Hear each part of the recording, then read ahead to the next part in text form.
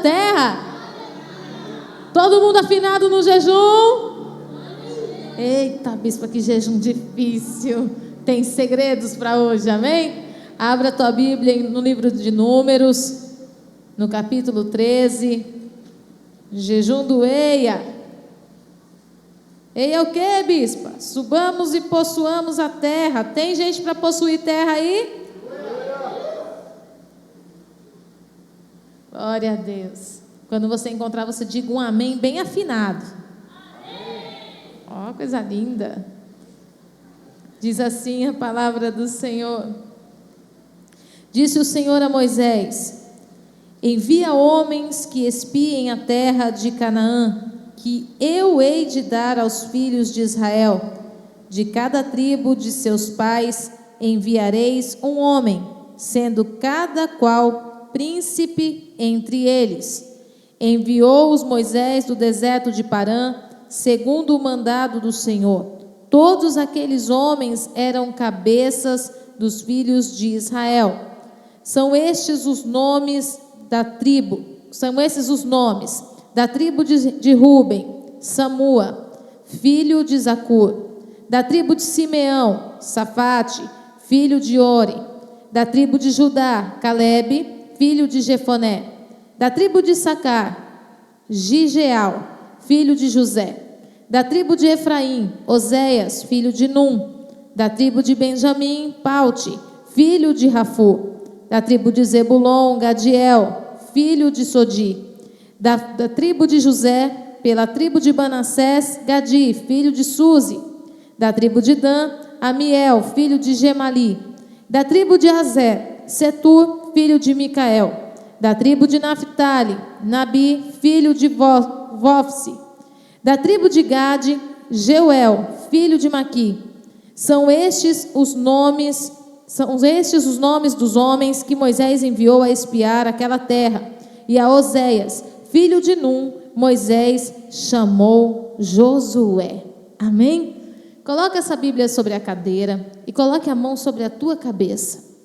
E declare assim comigo: Senhor Jesus, esse jejum iniciado hoje não é por religião, nem por tradição, é debaixo de uma direção de Deus. Eu não estou aqui por acaso, fui enviado pelo Senhor para uma grande missão. Então, nesta noite, destrava a minha visão, a minha audição e tudo aquilo que me paralisa, porque eu sei que o Senhor é comigo para me dar herança sobre a terra.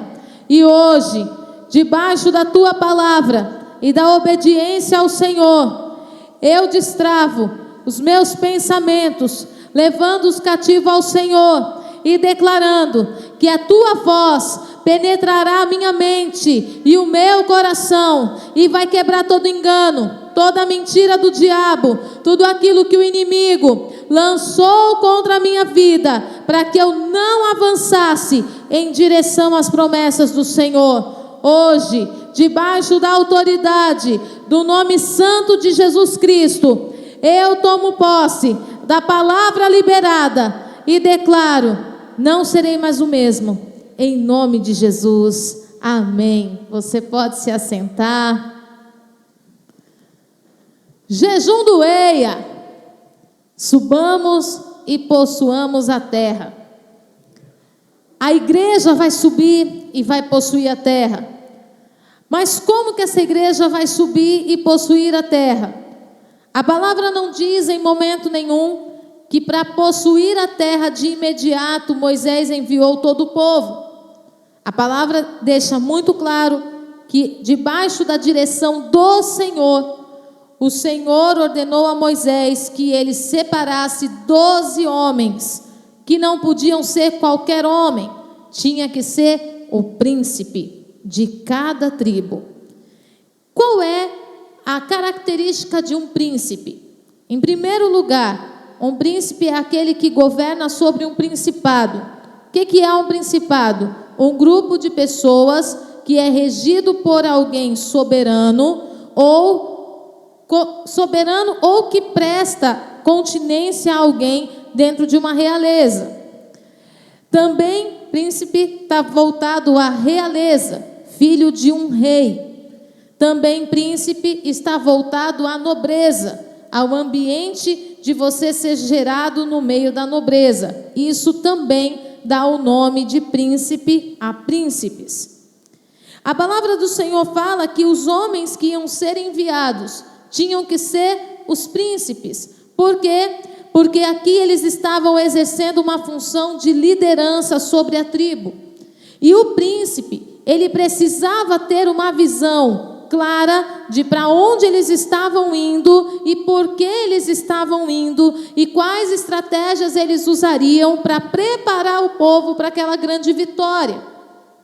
A segunda coisa que me chama a atenção acerca do Senhor especificar príncipe, porque na verdade Deus também estava se declarando como rei daquele povo e estava dizendo: estou enviando meus filhos.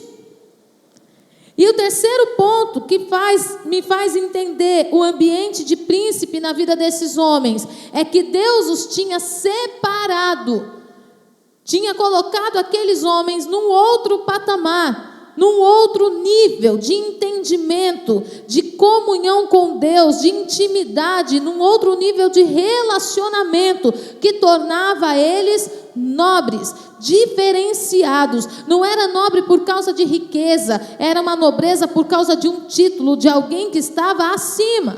Glória a Deus. Vocês vão entender daqui a pouco. A palavra do Senhor fala que então o Senhor ordena que esses homens fossem enviados da parte frutífera da terra. Não, a palavra fala que eles tinham que ser enviados do deserto.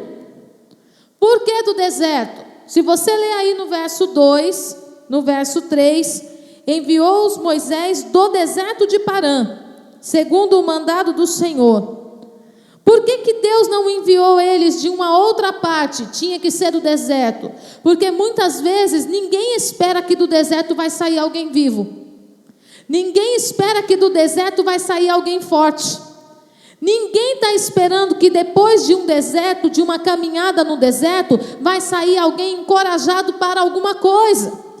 Porque o deserto ele tem uma conotação direta de secura, de frieza, de abandono, de tristeza, de falta de perspectiva. E ninguém vai esperar que do deserto vai se levantar um exército. E Deus está usando desertos para confundir o inimigo. Deus mudou? Deus muda? E por que você acha que o teu deserto é para a morte?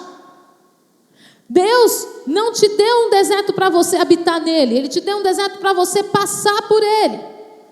E o que se passa nesse deserto? Se passa que quando você sair dele para tomar posse daquilo que o Senhor te deu, ninguém vai conseguir acreditar como foi que você saiu e por onde que você passou. Isso é surpreendente. Os desertos que o Senhor nos propõe não tem intuito de matar, mas tem o intuito de surpreender. Diga assim: o meu deserto vai surpreender. Quando está todo mundo olhando e falando assim, daí não sai mais nada. É agora que começa. Ninguém está esperando. É agora que começa. Aleluia. Tem povo de Deus aqui? A palavra fala que tinham que ser os príncipes. Como eu já disse, por que dos príncipes? Porque eles precisavam olhar, analisar e buscar as estratégias e preparar o povo para tomar posse da terra.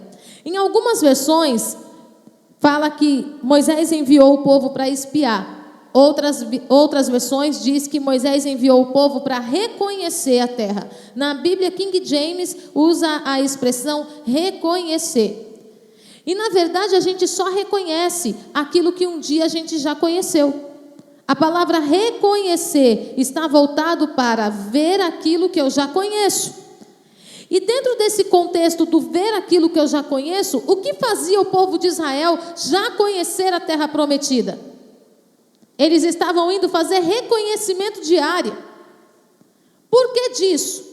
Primeiro lugar, porque eles detinham uma promessa. Deus tinha desenhado para Moisés como era a terra prometida. Quando Deus tirou o povo do Egito, ele falou que o povo iria para onde? Para uma terra que manava.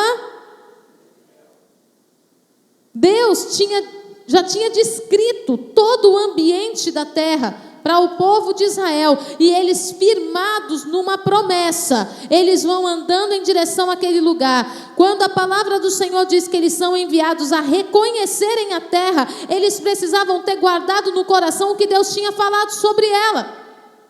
Aí eu te pergunto, 40 anos no deserto, deu para eles esquecerem como era a terra?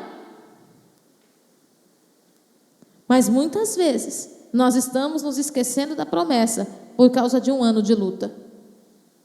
Muitas vezes a gente está descaracterizando a promessa, achando que Deus mudou de ideia, ou que o plano é diferente agora, porque alguma coisa saiu da tua rota. Deus está falando com você hoje: eu não mudei os meus planos, eu continuo assinando o mesmo decreto, eu continuo determinando com a mesma palavra. Eram 40 dias no deserto, viraram 40 anos, mas a terra prometida continuava sendo terra prometida, aguardando a chegada do povo de Deus.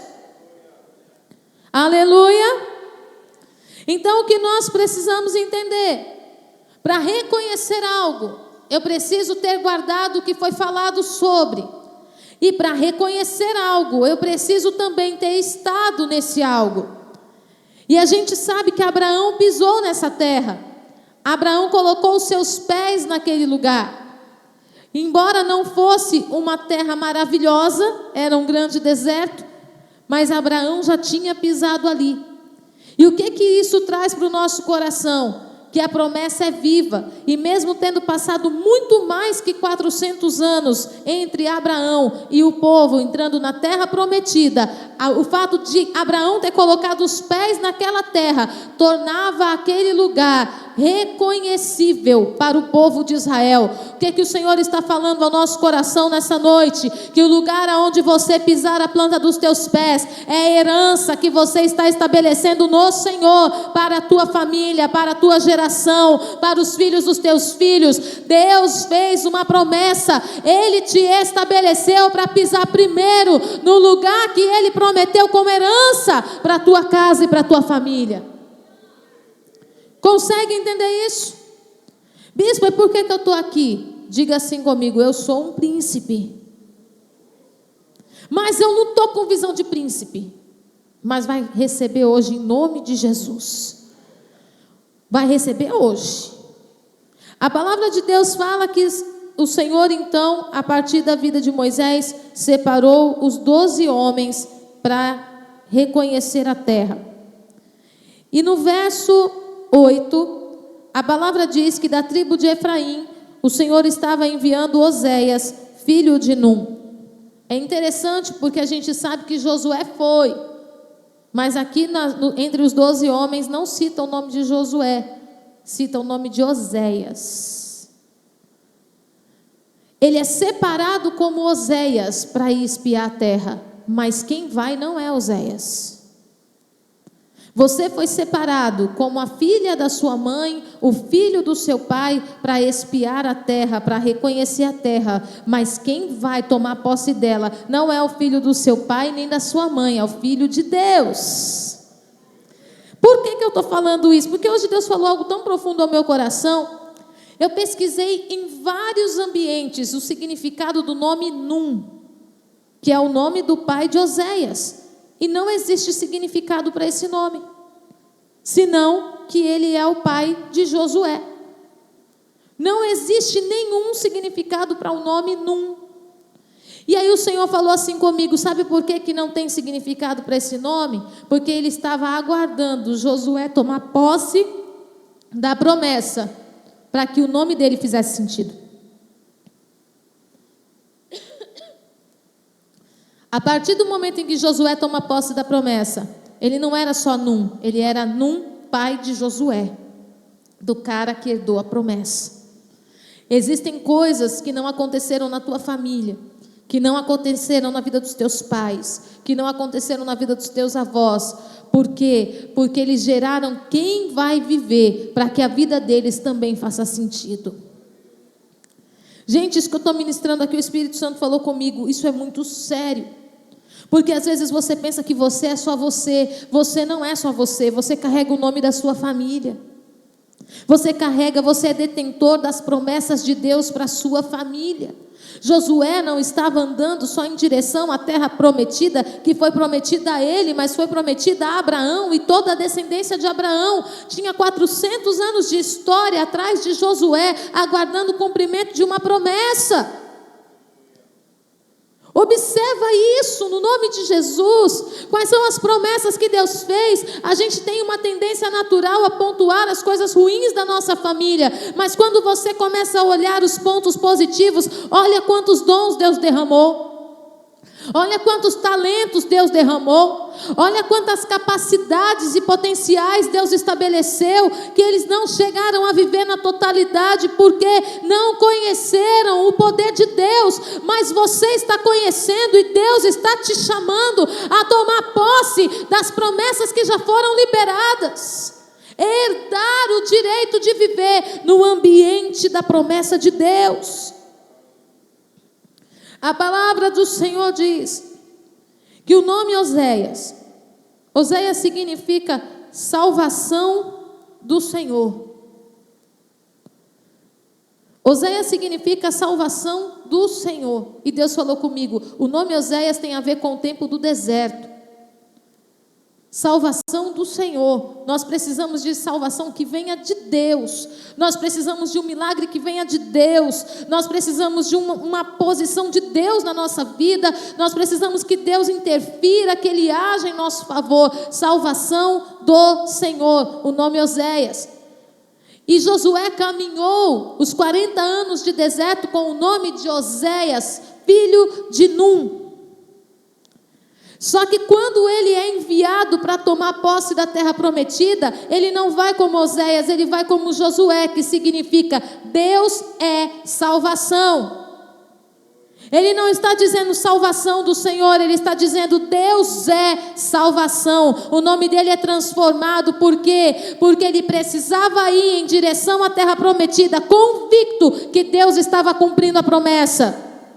Ele está o tempo todo no deserto pedindo salvação, salvação do Senhor, mas agora não, agora eu estou declarando que Deus é salvação. Ele decretou e cumpriu a sua promessa. Então Josué não podia partir para a terra prometida carregando o nome de Oséias, filho de Num. Agora muda o cenário, agora quem é que se apresenta aqui agora é Num, pai de Josué. Era Oséias, filho de Num, mas agora é Josué. Não, agora é Num, pai de Josué. Deus inverteu a ordem. E o Espírito do Senhor quer levantar você como um príncipe de Deus, para pisar na terra que Ele decretou, tomando posse das promessas que Ele liberou, para que o nome da tua família também seja mudado.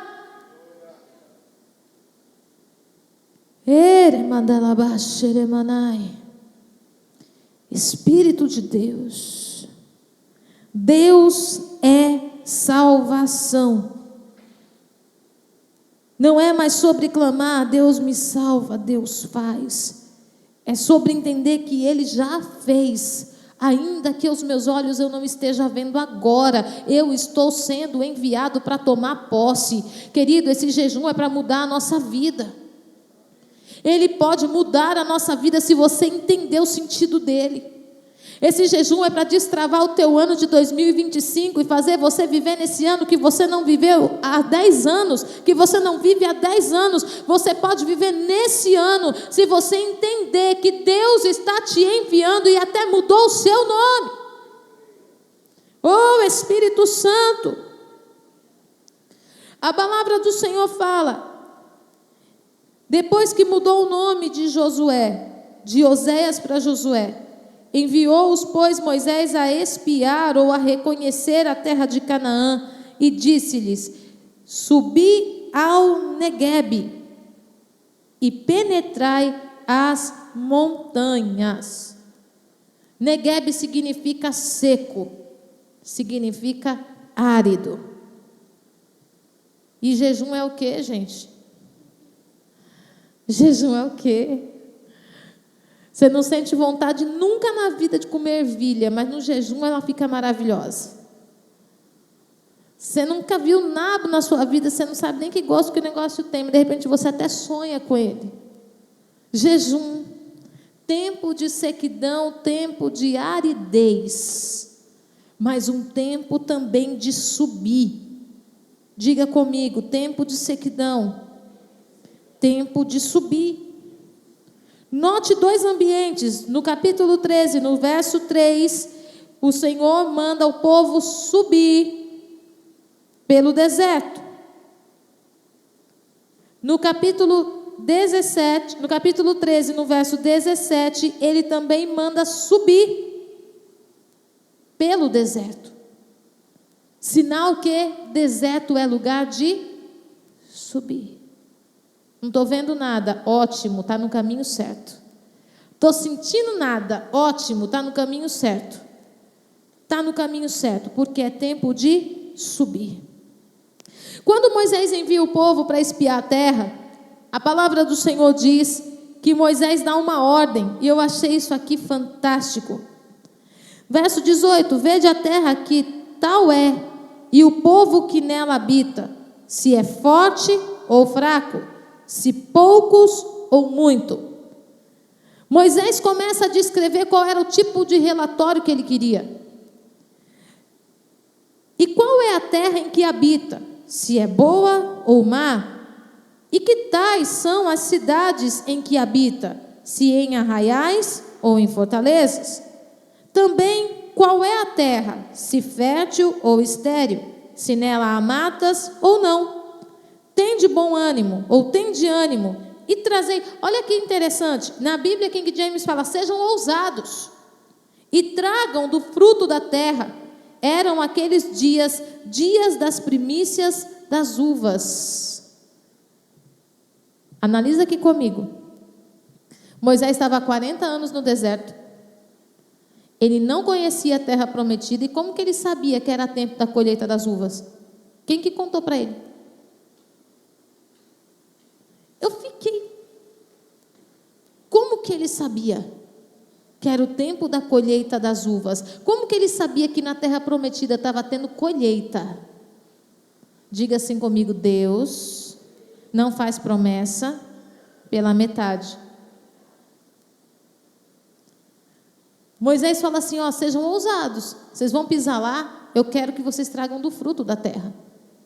O tempo todo Moisés ele fala assim, ó, eu quero saber se a terra é boa, se a terra é má. Eu quero saber se o povo é forte, se o povo é fraco. Percebe que o tempo todo ele vai colocando os antônimos aqui. Eu quero saber como que é a realidade desse povo. Os 12 homens que estavam subindo tinham a opção de relatar se a terra era boa ou se a terra era má, se o povo era forte ou se era fraco, se viviam em arraiais ou se viviam em cidades fortificadas. 10. Entendendo a oportunidade que tiveram a partir da boca de Moisés de relatar a parte ruim, decidiram relatar a parte ruim. Somente 2 ficaram com os seus olhos focados na promessa. Sabe quando alguém chega em você e pergunta, ou nem pergunta, fala assim, ai, hoje meu dia não está fácil. Cuidado com essa conversa. Porque aí você arrisca para você amaldiçoar seu dia. Aí você fala assim, o meu menino, o sangue de Jesus tem poder. Não dormi essa noite, criança doente em casa, não almocei ainda. Ai, misericórdia, o marido está virado no giraia. Aí você começa a amaldiçoar o seu dia sem você se dar conta. Cuidado com certas perguntas, com certos desabafos. Porque você é um agente de transformação de cenários e não de aliança com aquilo que amaldiçoa a terra. Cuidado quando alguém vem desabafar acerca do teu trabalho. Ah, esse trabalho, misericórdia, eu não aguento mais. Pois eu estou feliz aqui. Pois eu amo esse lugar. Me encontrei aqui. Eu enfrento uma luta diária com algumas pessoas dizendo, eu quero ir embora do Mato Grosso. Eu não aguento ficar no Mato Grosso. Eu falo, pois eu não tenho o que dizer. Porque aqui Deus me prosperou. Até o ventre estéril gerou mais 3 filhos nessa terra. Eu não tenho o que dizer. Só sai quando Deus mandar. Ainda tem que rasgar o céu e falar com voz de trovão. Para eu ter certeza que é Ele que está falando. Mas é calor em todo lugar. Mas se quando faz frio, é frio também, quando chove também. Todo lugar tem sol, tem chuva e tem frio. Mato Grosso não é diferente de lugar nenhum. Vai reclamar do calor? Tem ar-condicionado em casa, tem geladeira, tem ventilador. Está reclamando do quê? Se Deus trouxe, mas também proveu o que era necessário para você não morrer. Está reclamando do quê? Aí fica fazendo aliança com pessoas que estão amaldiçoando a terra. Cuidado com quem você faz aliança. Amaldiçoa o trabalho, amaldiçoa a casa que vive, amaldiçoa o casamento, amaldiçoa os filhos, amaldiçoa o ambiente da igreja, sai amaldiçoando e você entrando junto. A palavra do Senhor fala que os 10 espias que decidiram se contaminar com a visão daquilo que era difícil, ficaram para trás. Foram 10 homens que não entraram de forma alguma na terra prometida. Querido, dura coisa é espiar, é entrar, colocar o pé, sentir e não poder desfrutar. O Espírito do Senhor nosso Deus nos chamou para algo a mais. Quando o Senhor te envia a espiar a terra, não é para você ver problema, é para você ver a promessa. Tem gente que está com a mente tão cauterizada de problema, que não tem prazer em mais nada da vida. 40 anos andando no deserto, estavam na iminência de entrarem ali, pôr o pé na terra, e estavam maldizendo o lugar. Quantas vezes você está assim? Sonhou com casamento e hoje, ai meu Deus, antes não tivesse casado. Pediu para Deus um filho, aí fala, misericórdia, Senhor. Eu ouvi uma frase dura esses dias. Uma jovem falando, filho só serve para atrasar a vida da gente. Eu falei, uau, que frase forte. Porque o filho não veio para atrasar, veio para salvar. Veio para impedir outros erros maiores. O filho foi uma bênção, foi um meio que Deus usou para livrar. E ela não estava enxergando dessa forma. E quantas vezes a gente está amaldiçoando os territórios que a gente sonhou e lutou para chegar? Quantas vezes porque não está acontecendo do jeito que você planejou, você está abrindo mão daquilo que Deus está liberando para você? Por que Deus não tirou o povo da terra prometida? Deus poderia ter lançado um vento e ter matado todo mundo e falado, agora vai lá, povo, herda lá. O povo tinha que entrar e tinha que lutar para saber que mesmo com 40 anos de deserto, eles ainda estavam fortes, eles ainda estavam revestidos de poder, eles tinham autoridade. Deus deixou aquele povo lá para que o povo de Israel soubesse o Deus que eles serviam. Por que disso, bispa? Porque o próprio povo de Jericó fala, ouvimos dizer que o Deus de vocês abriu o mar para vocês passarem, e o nosso coração se derreteu dentro de nós. Olha o nível da notícia que chegava para o povo da terra prometida. E aquele povo de Israel talvez estivesse se esquecendo do poder do Deus que estava com eles. Por isso Deus deixou povo lá para lutar. Por isso Deus deixou situações a serem vencidas. Deus deixou territórios a serem conquistados. Deus poderia nos dar tudo de mão beijada. Mas fala a verdade. Se o que você compra e você gasta o dinheiro que você não tem para comprar, você não cuida muito mais do que aquilo que você ganhou. Às vezes você nem valoriza. Ah, você ganha um perfume, você fala, eu nem gosto desse perfume. A pessoa se matou para comprar. Aí você fala assim, eu nem gosto desse aqui. Mas quando é você que vai lá e compra, você usa bem pouquinho para não acabar. Se Deus entregasse tudo para a gente de mão beijada, em poucos dias, a nossa grande conquista, a nossa grande vitória, ia ser algo passível de ser esquecido. E nós íamos querer mais e mais, mais e mais. Mas Deus faz mais. Deus, que nem criança, né? Eu falo lá em casa que as crianças elas nascem com a insatisfação como acessório. É acessório. A insatisfação é acessório da criança. Você passa o dia inteiro passeando. Quando chega em casa, fala, a gente vai para onde hoje? Você nem entrou em casa. Aí o que a gente vai comer agora? Amanhã a gente vai poder sair de novo? Mas nem dormiu. Eu falo, não, gente, pelo amor de Deus, vocês estão ali no País das Maravilhas. E a gente seria a mesma coisa. Então o que Deus nos deu a oportunidade de viver? Deus nos deu a oportunidade de avançar com um novo nome, fazendo com que tenha sentido aquilo que o Senhor está nos entregando.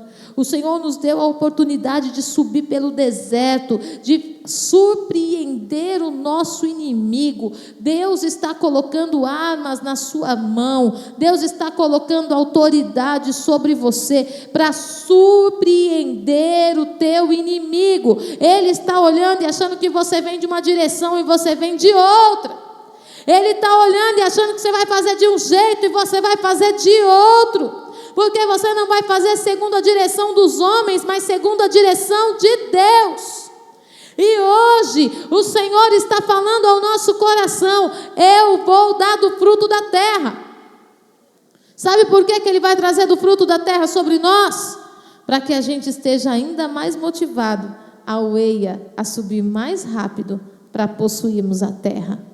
Deus fez promessas para essa casa.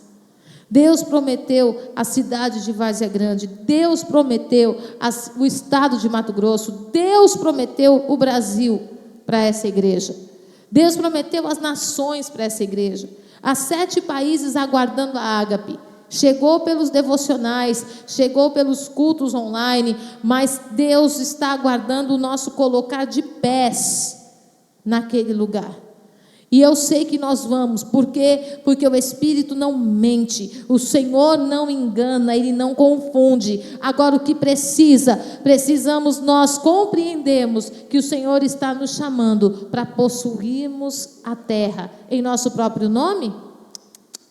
Não, agora no nome de Jesus, porque com Ele eu sou herdeiro e co-herdeiro, porque com Ele eu já venci todas as batalhas, porque em Jesus eu já sou mais que vencedor.